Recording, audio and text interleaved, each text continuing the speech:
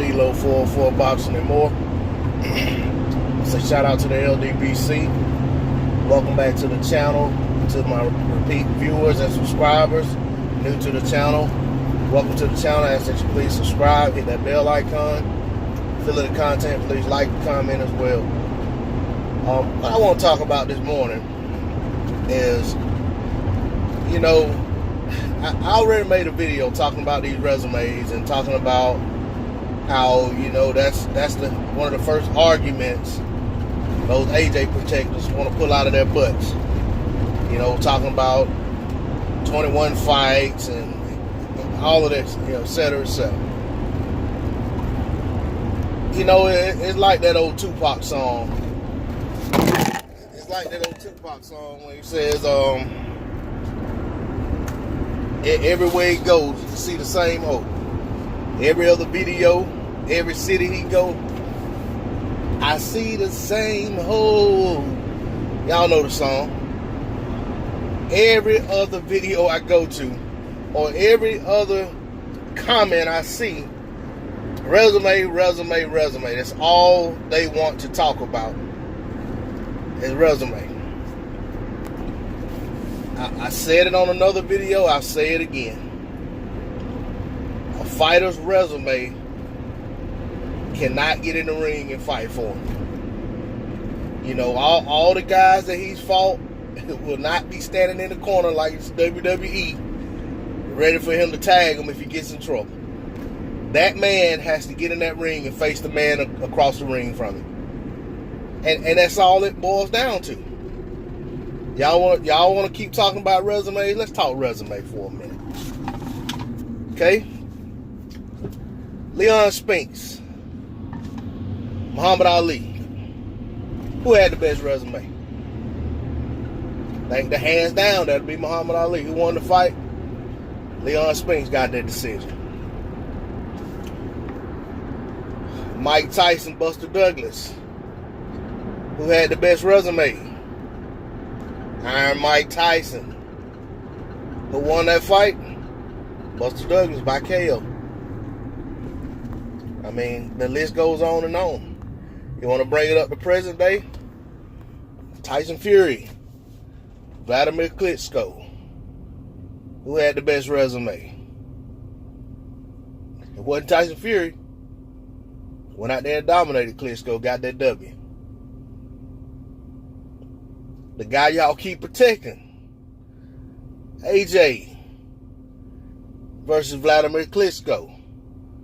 Who had the best resume? Clearly, at that point, it was Klitschko. Who won the fight? AJ by stoppage.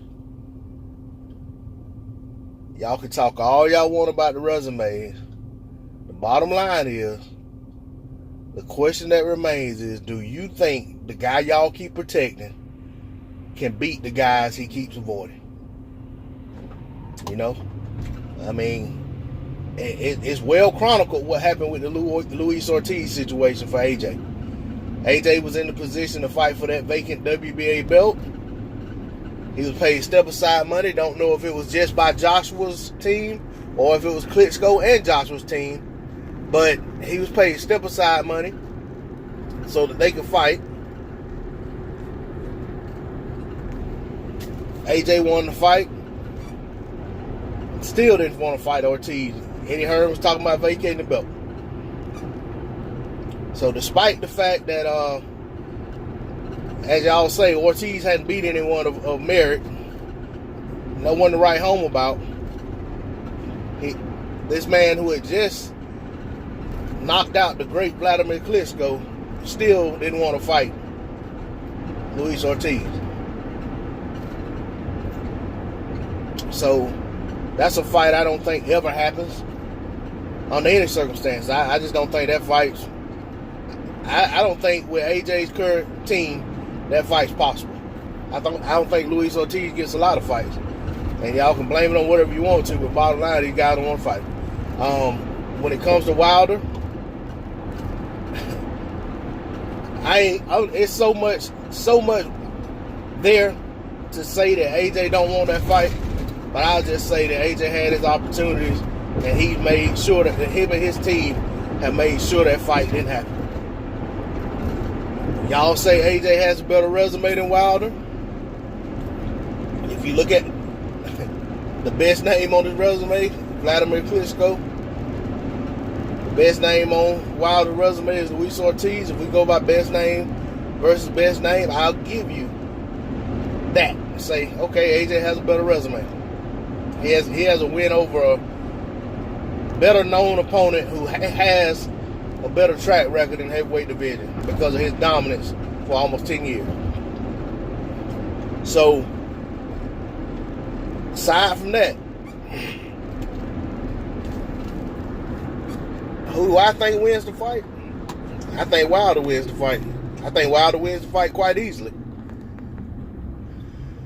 Who do y'all think wins the fight? I think y'all think Wilder wins the fight too. That's why there's always been, every time the subject comes up, is Wilder don't deserve this, Wilder don't deserve that.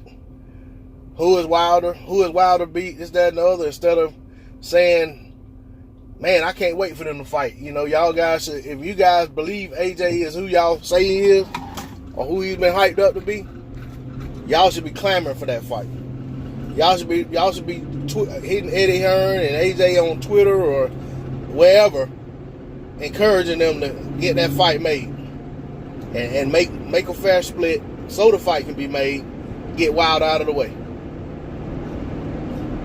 You know, sad to say that some of Wilder's fans, even when Wilder's offered these flat fees that we knew were some BS offers. You know, we wanted to fight so bad that we was hoping he'd take the money. Take short money for the fight. But fortunately for him, they bailed out of that. Now he's in a better position. And that fight still's there to be had if they can come to terms. All Wilder has to do is take care of Tyson Fury. And if Team Hearn's serious about the fight, they'll come back to it. But I'm sick of hearing about these resumes. Because at the end of the day, nobody's resume can get in the ring with them. They got to go out there and take care of business. And if you can't beat the guy across the ring from you, it doesn't matter what his record is. I mean, case in point, when Lomachenko started out, everybody he got in the ring with had a better resume than him as a professional. Everyone. Why? Because he didn't have any professional experience. You know, Salido, more experience. Gary Russell, more experience. Matter of fact, every single fighter he's fought had more professional experience. So when you look at the overall body of work of that resume, you'd have to say that, because all of these guys have been pretty much contenders, and they fought other contenders and other champions to win belts or whatever they've done. Most of those guys, if not all of them,